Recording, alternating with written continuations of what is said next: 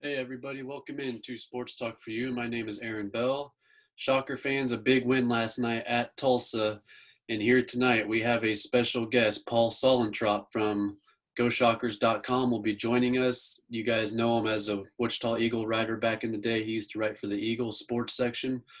He will be joining us here shortly to talk Wichita State basketball and the impressive season that interim head coach Isaac Brown is having. So, big win last night at Tulsa. I mean, if you would have told me Wichita State would have won this game by 19, I would have said you were crazy. Yeah, that was a big win by you guys. Wichita State seems more relaxed, in my opinion, compared to with Greg Marshall coaching them. It's interesting. Greg Marshall's more of a strict guy. This guy seems like more of a go with the flow. I'm going to be somewhat strict, but a little more loose. And you can tell the guys, are playing loose. They're playing with the confidence. And it's nice that you guys are playing for an NCAA tournament bid, unlike my team in the Pac-12, the Arizona Wildcats. Well, as of right now, they only have the AAC as a one-bid league.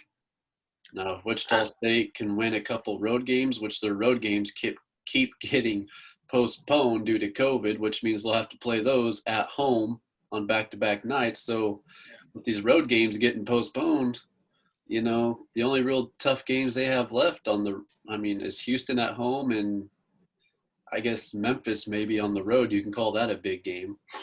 Yeah, I think the AAC will produce more than one team when it's all said and done. I find it pretty interesting how Kentucky's abysmal. Duke's not very good. I haven't seen much on North Carolina. They got some decent bigs. But typically your true blue blood schools are all kind of, disappearing per se this year. I don't know if it's due to COVID. I mean, that's what they'll blame it on. Here's what I don't get is when I looked at net rankings today, you have Drake in Big 12. My God.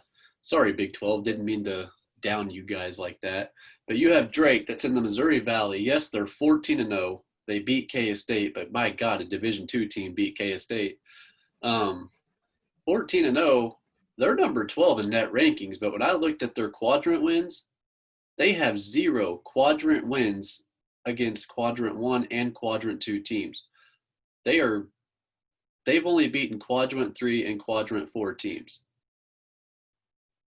I mean, that's just ridiculous. I mean, to have them up at 12 and Wichita State down to, I believe, is at 54, actually. They moved up 13 spots.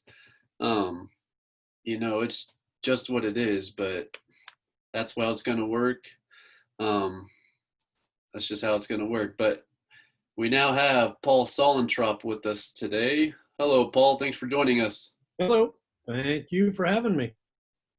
Appreciate taking your time out to join us tonight. And my pleasure. My alarm went off.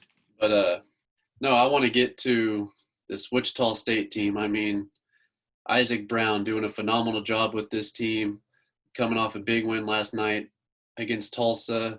I mean, if you would have told me Wichita State was going to win that game by 19 points, I wouldn't have believed at all. I want to know, what do you see just differently out of these guys with Isaac Brown as head coach than when Greg Marshall was coaching? I mean, a lot of people are saying this team is more relaxed, I guess you want to say, under Isaac Brown.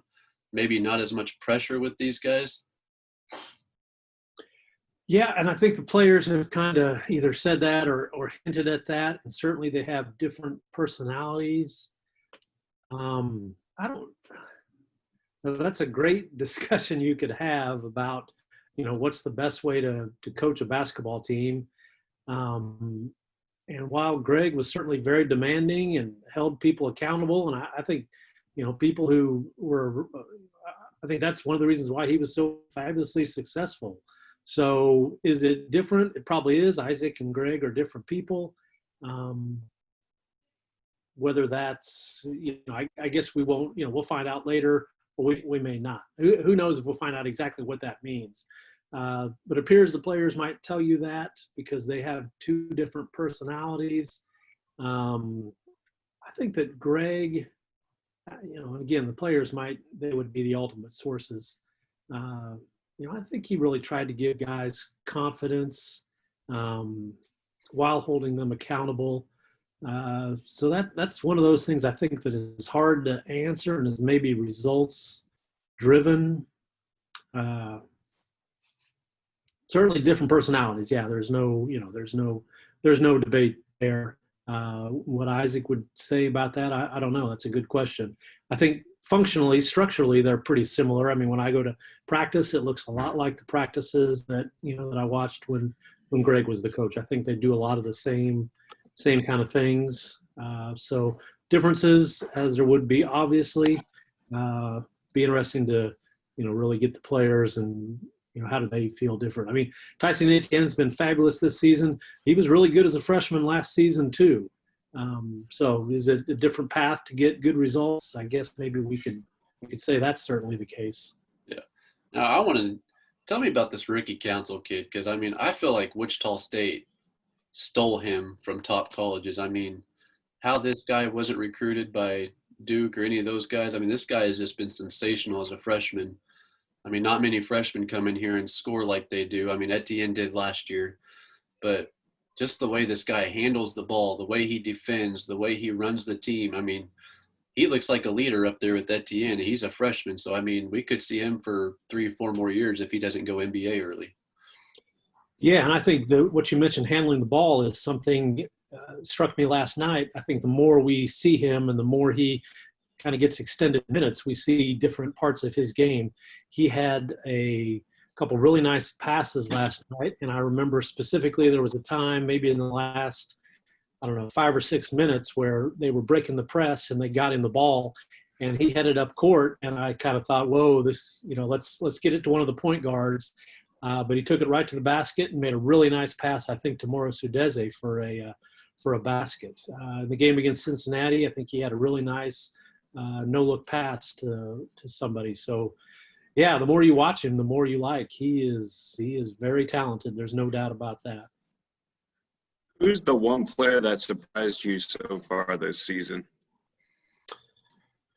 Oh, that's a good question. The one that, I didn't know a whole lot about Ricky, and I certainly didn't, know that he would make this kind of impact. I do remember going to his practice.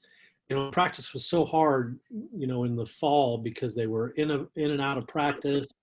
Because of COVID, there were times where I wasn't going to practice because of COVID. It was just obviously nothing typical. But I do remember probably 2 weeks before the first game watching a little bit of practice, and Ricky blocked a shot. I think he blocked a layup attempt by Dexter Dennis, grabbed the rebound, went the length of the court and scored. And, you never want to get, too overblown about a snippet from practice. But, that's the kind of play you don't see freshmen make often. So I thought that if that was indicative of what he was doing, he really had a lot of potential. Big surprises. I think Morris has shown what he's done the last 2 games. He'd shown it at times in his first 2 years, but he's definitely made some improvements. Those I guess would be the first 2 that come to mind. I mean, the fact that Morris Udeze, his free throw shooting, I mean, to go from 45% to 80%, and he's shooting 200 free throws a day in practice. I mean, just a phenomenal job by that guy. He talked about that a lot last night, and that's a big deal because you need to, he's in the position where he can get to the line a lot, draw fouls, and you can stay at 75, 80%. That's a very, very important weapon for that team. Yeah. Now about Joseph Bilal, I mean, if this guy can get healthy, but this poor guy is just facing injuries, and I've heard from Mike Kennedy, from others, that if this guy gets healthy, he can be a beast in this AAC. I mean, do you see him maybe being a starter next year or after Morris leaves in a couple of years? Certainly possible. I think he's got to continue to I'm trying to describe, sometimes I think his view of his skills is different than what his skills really are at this point. But boy, yeah, he's got a lot of potential, and sometimes he'll do things that you kind of think, whoa, whoa, whoa, but then he, is able to pull it off. So he's the kind of kid who has to, I think, really do a lot of repetition on the fundamentals, and really go to school on, the running the plays, staying within the system, those kind of things. But he plays hard. He's got, a lot of physical tools. We've seen him come in and, really affect the game with, second chances, offensive rebounds, getting on the floor. So yeah, he's got an immense potential, I think. Do you think this team is do you think this team is overperforming a little bit, or what you thought that they would be, or maybe Yes, they could do better? Or no, I would say yeah, I would not have thought, especially the road wins. Road wins are so hard to get in college basketball. Now it's a little bit different, I guess, this year with, no crowds or low crowds, but everybody's dealing with that. So that's a level playing field. We don't know exactly, how that will affect things. We may look back on it in March and say college basketball home court advantage was pretty similar to what it was in previous seasons, or we may look back and say, there are a lot more road wins. But at this point, you got to give them an immense amount of credit, I think, for going on the road and winning those games that they have. They have no bad losses, and really the only loss that they weren't, in final few minutes or competitive in was the Mizzou game. Oklahoma State and Houston, I felt like they both of those were they were pretty competitive in.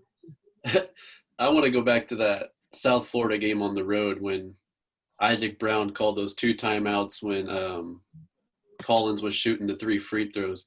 Something that Greg Marshall probably never would have done. But, I mean, you got to give Isaac Brown credit for icing that guy. Yeah, it kind of made USF's coach mad, but the thing about Isaac Brown, I feel like he uses those timeouts, and Greg Marshall just tried to let these guys work through those runs when I believe he should have been calling those timeouts.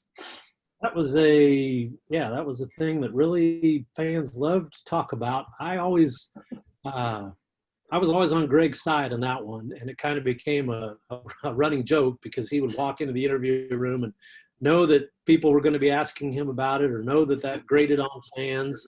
But I'm in the camp of let your guys figure it out.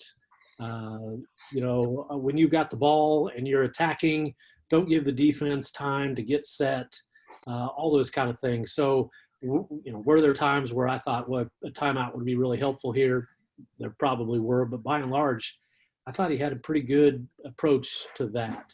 Now, he certainly benefited. It's easy to not call timeout when you've got Fred VanVleet and Ron Baker running things, when you've got Landry Shamet or Clevin Hanna. And, that's part of the credit to the program that he built. He got the kind of guys in here and he coached them, and so he could afford to, not call timeout to maybe stop a run early in the second half. So, yeah, if Isaac's going to be different with that, then different coaches do it different ways. Yeah. Were you expecting this kind of performance from your interim head coach? I've heard good things about him previously to him stepping in for Marshall, but were you expecting something along the lines of him doing this good of a job this early? Or I guess I wouldn't have known how to, what to expect. People really respected Isaac around the building. He's coached in a lot of places. He's coached for a lot of years, so certainly he had a lot of experience at really high levels, so that was working in his favor. He had great relationships with the guys on the team. He either coached them or played a big role in recruiting them, so those things were going in his favor. But he had never been a head coach, or at least not recently, not in Division I. I'd have to go back and look at his bio again. It had been a while, so you didn't really know. He didn't have, he had a good amount of experience, but not a great amount of experience. I think if you look at last year's team, the top 7 or 8 guys, they lost about half of them. Had Tyson at the end coming back. You had Dexter coming back. You had Trey Wade coming back. Those 3 started. played a significant amount. And you had Morris and Isaiah Poor Bear Chandler, who were deeper in the rotation. And then you added Altery Gilbert, which was a big help getting a guy with that experience. So had some experience, but it wasn't like he was left a team with 3 senior starters coming back. There was some work to be done getting that team together.